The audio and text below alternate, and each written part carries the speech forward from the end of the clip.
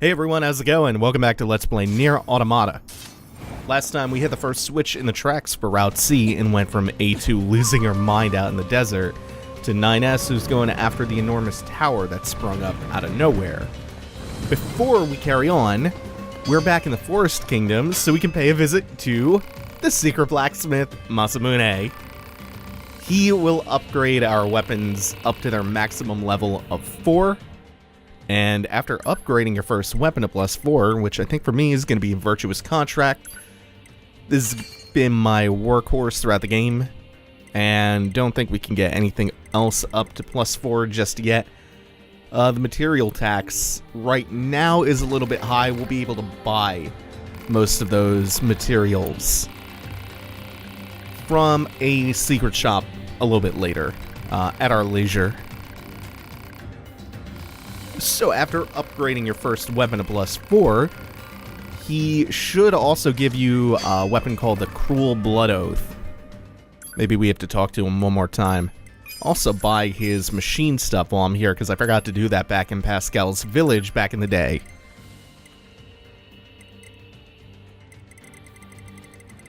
And one more time. Yeah, he should give us the weapon now. Yeah, we're taking good care of our stuff, our toys. Cruel Lament. Cruel Blood Oath is something else. So on top of all of that, Masamune here is essential if you're going after all of the endings. Not because of any of the 5 story endings, but because of the hidden super boss, who you have to fight for a certain ending. He requires you to have all weapons in the game maxed out. Which is still better than Nier's equivalent, where you had to do the same thing just to experience the final story ending. Plus, in Automata, it's not the toughest thing in the world to do. Like I said, we'll be able to buy most of the high-end upgrade materials, and we will have no shortage of cash soon. So they make it a little bit more streamlined. Plus, it's only for an optional, non-story-based ending. Our next trip is going to be out to the base of the tower, which we find in the crater. That crater seems to be the epicenter for tons of major story developments throughout the game. We're going to glide our way down there one more time, just to investigate what the hell this is all about, because A2 didn't seem too terribly concerned about this.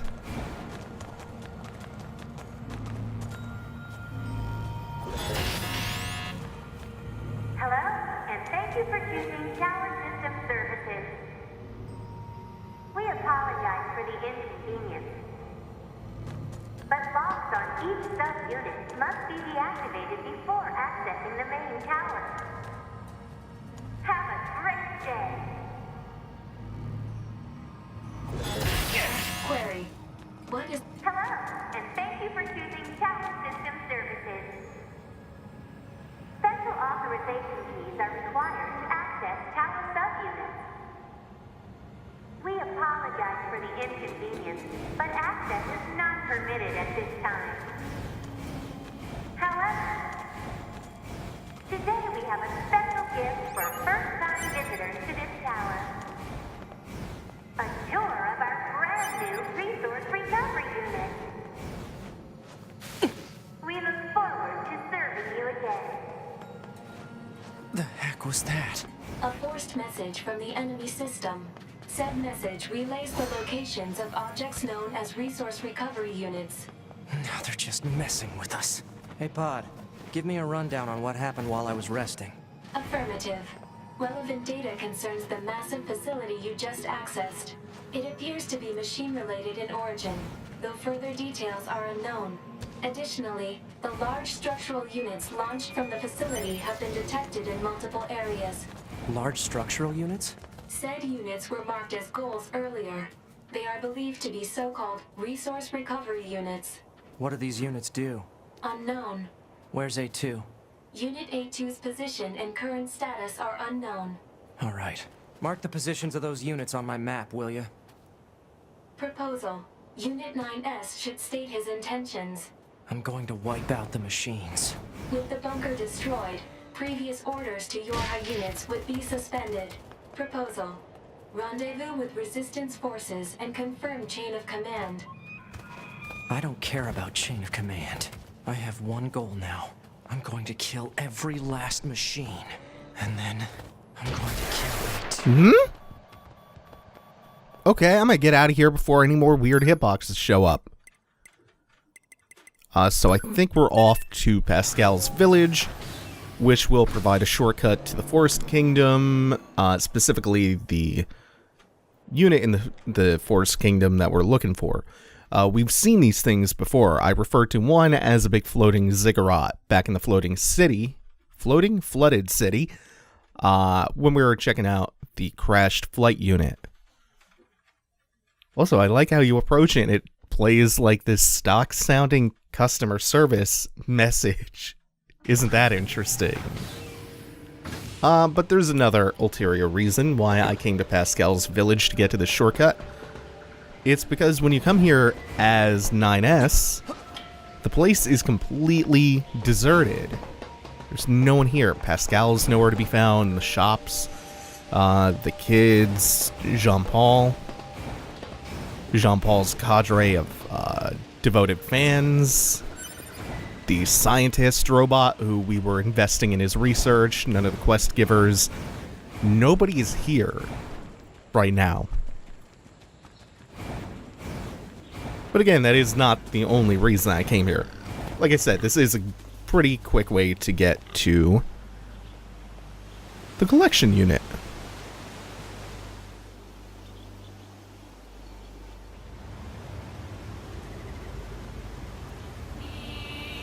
Is that one of our large units? Affirmative. Huh? Fog? Analysis. The fog is actually steam emitted by a large enemy structural unit. Steam? For what purpose? Unknown. Hello, this is the resource recovery unit. Now activating defense mode.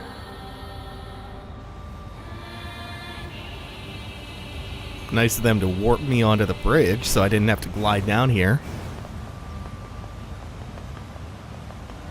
Now there is the matter of getting up there.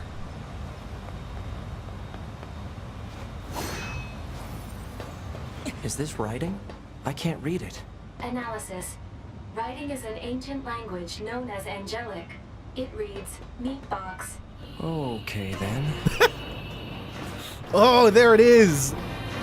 I forgot they actually explicitly call it angelic text. God damn! So there are a whole bunch of different boxes strewn throughout the place. The one in the flooded city, I believe, is the soul box. Is this entire building made of machines? Even on the inside? Analysis. Many useless parts unrelated to machine lifeform functionality detected. The reason for using said parts is unknown. There's no meaning to anything they do. Aw, come on, 9S, don't be that way. There's still Pascal. Everyone loves Pascal. From the outside, this place is a very Twilight Princess aesthetic. From the inside, it's something entirely different, like sleek and industrial. But I sort of love this place. I sort of love this whole style they have going on in here. Everything from the sheen of the metal to the detail to even the color palette in here is kind of lovely. It's a lot of like shimmery golds reflected off this metallic gray surface, but there's a little yellowish green tinge to it as well. It's a really nice change of pace, actually. And for as monochrome as it looks, it's, I don't know, there's something that fascinates me about this. It's nice looking, it really is. Also, by the way, this new pod program, I've been ignoring changing around pod programs for quite a bit, so I've swapped those out. No more laser hammer. So I believe we have the Mirage equipped on our Gatling gun pod. We have Blade, which is what you were seeing before. Blade is awesome, by the way. I don't know why I have not equipped that yet, up till now. And the other one is, I can't remember the exact name of it, it's Slam. It's the one where you do the ground pound and you get a shockwave, which is an incredible AoE clear. Pot is just a huge DPS boost, though. Stays active for a very, very long time and does quite a lot of damage up close to enemies. Let's see. Yep, I had these weapons not loaded out correctly. I was working with the engine blade before. The engine blade, I don't know if I noted this when I picked it up, and I think that's the one we got in the abandoned factory when we were doing the Twisted Religion quest in Route A. That engine blade is an explicit reference to Final Fantasy 15. It's not just a reference, actually. It's a crossover weapon. Because Nier Automata is produced by Square Enix. Produced, I believe, published. Developed by Platinum, published by Square. So they had a large hand in this, so of course they added in some little crossovers, and little touches like that. Plus, Platinum is crazy about that stuff whenever they do partnerships with publishers, like all of the Sonic and other Sega references, and Bayonetta, for instance. All of the Nintendo stuff in Bayonetta 2. So having Noctis's sword from Final Fantasy 15's no shocker. It even has the particle effects too, which I find to be a nice touch. Whew. I don't know how I didn't get clipped by that second one we just killed.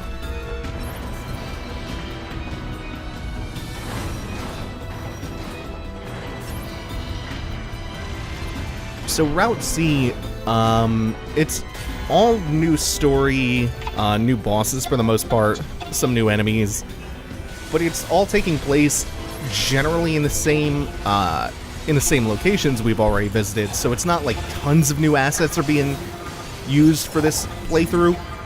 So it's nice every now and then when you get these locations like the meat box and the soul box. So it doesn't feel so much like you're just retreading the same ground that you've spent the last two playthroughs going through. Plus, we do have the tower. We have to set our sights on that. God, even stark blackness in this game, they tend to do really cool things with because of how bright the particle effects are. And then you get to see them all in slow motion occasionally like that. Oh, it's great. This game's got a pretty simple aesthetic, but, oh, beautiful one. They do a lot with a little. Like the glow of their eyes and the torches and your plasma effects and their electricity in the dark. I think it all looks so cool.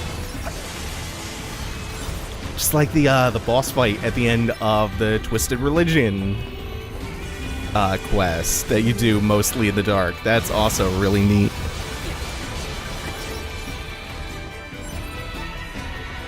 That shockwave continues to go for quite a while.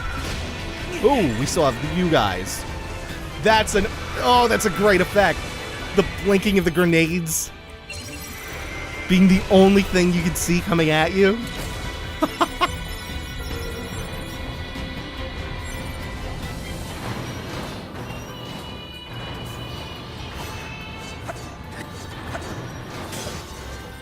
I think this is our last floor of this. We even gotta get stopped before we get to the elevator? This could just be a transitional loading zone, which it is. Weird. They could have just made the elevator below. Oh, there's still this room. This room's dope. They could have just, I was saying, they could have just made the first elevator you were on a little bit longer. I guess they want to break the monotony up a little bit. This room is absolutely dope, though. Because of the rotating conveyor belts in concentric circles. In each layer, they're rotating in a different direction. Which makes a nice gimmick for this encounter.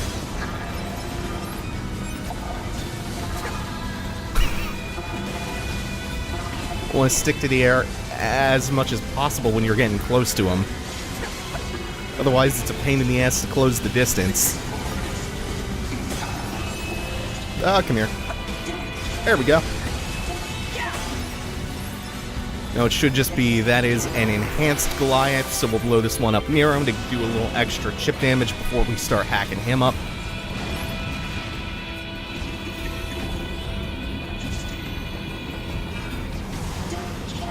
Oh, that does pause you for just a split second after you cast it. Yeah, it's safer to hack this dude. Oh, I think I ran into the wall. Yeah, even if you run into the sides, that will still damage you. You get to take 3 hits.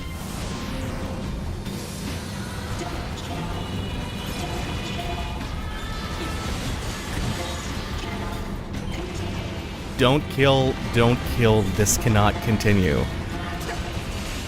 They're still saying that.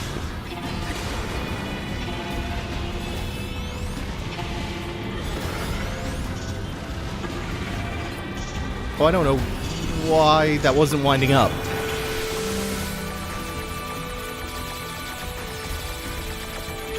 Okay, this is one of the ones where the outer wall will slowly expand every time you clear a wave. Once you do these enough, you recognize all of the different pre-configured patterns for the hacking. It's like a procedurally generated thing. Just prefabbed rooms. Shut up! Shut up! Shut up! It's like he can't cope with the idea that he's killing these things in cold blood, and he's blatantly lying to himself about the machines not being anything more than just machines. Like, by this point in the game, he knows that that's not true. He's met Pascal, he's met everyone else, he's seen that they are capable of cognition and growth and whatnot. And he knows everything else was all a lie. So he's just lying to himself to justify his bloodlust at this point. All he wants is revenge for 2B, but he's making up a grander, more justified reason for doing all of this, for essentially murdering all of these machines. So he doesn't feel so guilty about it.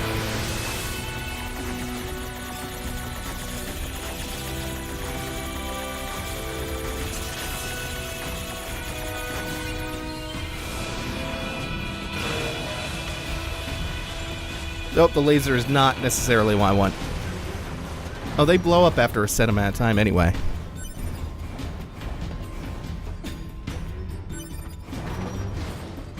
And up we go to the top.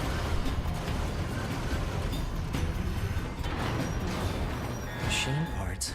Speculation. Perhaps these are raw materials from the structure itself, possibly useful for creating weapons. Weapons, eh?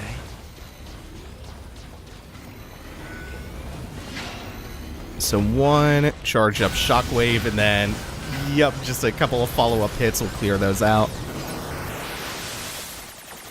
This explosion from the hacking should actually do it.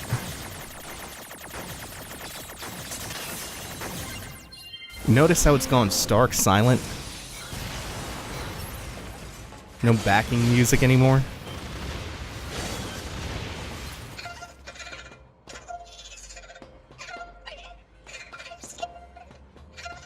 We'll address that in a second. Prepare energy. Close range firing mode. Maximum output. 9S. Fire.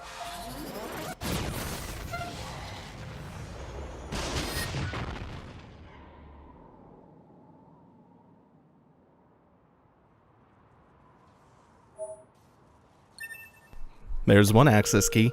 Our boy has become cold-blooded. Now, let's see who was crying out for help. This one. Kill me, do it, kill me, do it, kill me, coward, kill me, kill me, kill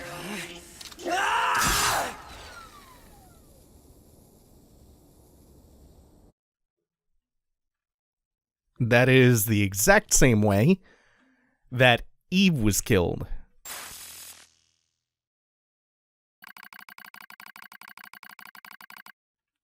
And that's our next switching point.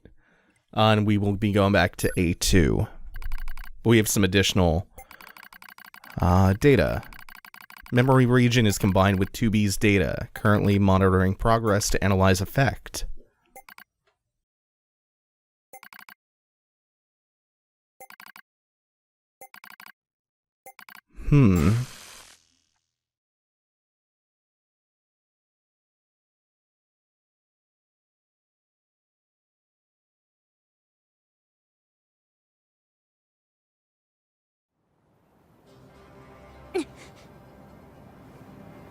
Good morning, A2.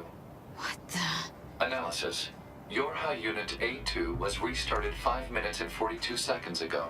The cause was excessive strain due to battle against a large machine lifeform. All this goddamn sand is starting to piss me off. Alert. Fuel filter performance deteriorating. Fine particulate matter seems to have entered the filter while fighting in the desert. Proposal.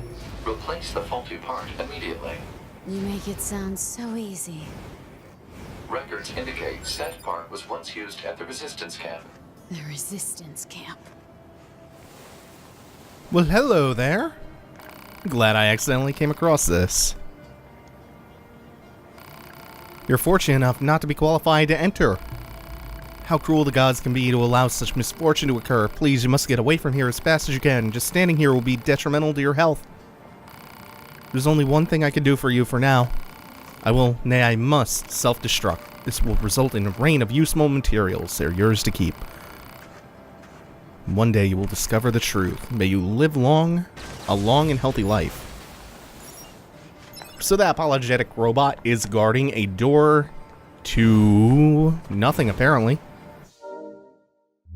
Those particular doors have fueled a lot of speculation.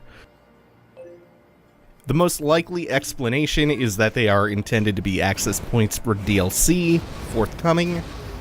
When they were first discovered at the game's launch, I believe the official line was that they didn't have the budget for DLC, but given that Automata has gone on to be such a success, I imagine that that is going to change.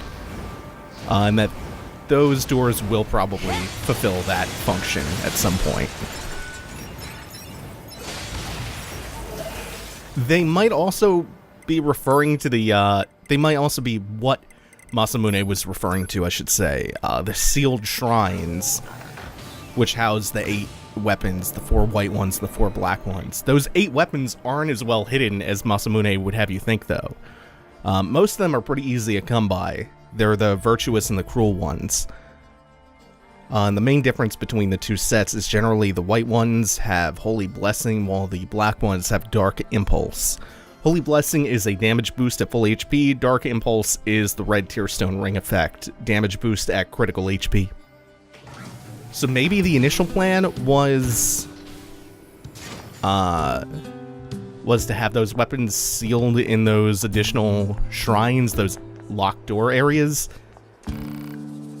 and they didn't have time to flesh those out. Like maybe it was going to be a series of elaborate side quests, but instead of making the assets or designing those additional levels, they just sealed them off and, I don't know, placed the weapons elsewhere in the world. Help me! Are those machines fighting each other?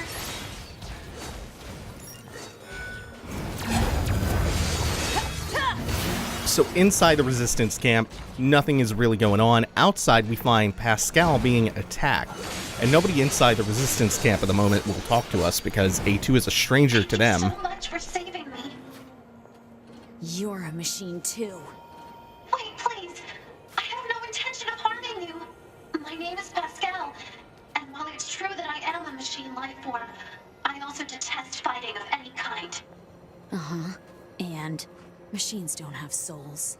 They're just murder bots with a fancy name. They killed so many of us. And I swore to make them pay. I see. If that will save your soul, then so be it. You didn't really think I was gonna destroy Pascal, right? You aren't going to kill me? Just shut up and leave before I change my mind. You... No.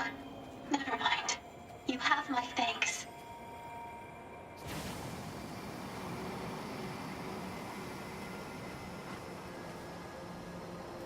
Pascal, away!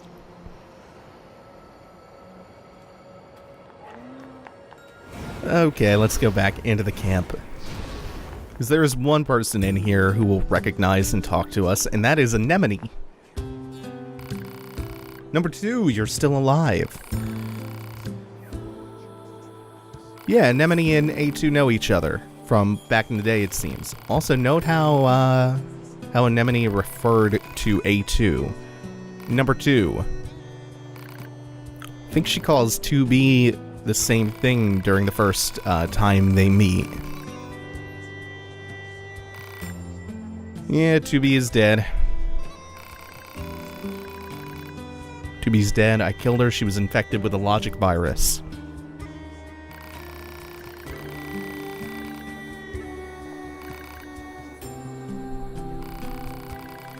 Her memories are contained in this sword. So 2B lives on through the sword, kinda. There it is. And we now have access to her room, and Anemone is gonna zip, just tell everyone, hey, A2 is cool. Provide her the same services you would provide 9S or 2B. And yeah, there is that detail of the fuel filter being faulty. So we're gonna have to go and replace it. Luckily, we did just save Pascal's life, and Pascal is the exact person who we want to be talking to about replacing that.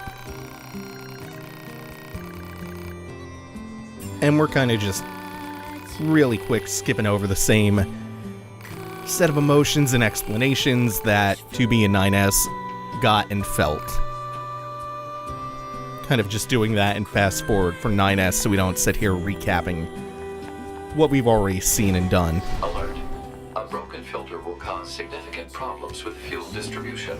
Proposal. Replace the faulty part immediately. Yeah, I know. Coordinates confirmed for a colony centered around the machine lifeform known as Pascal. Location marked on map. You don't know when to shut up, do you? So next up, we're off to Pascal's village, and we will pick up from there. Thanks for watching, everyone. Take it easy. Have a good one.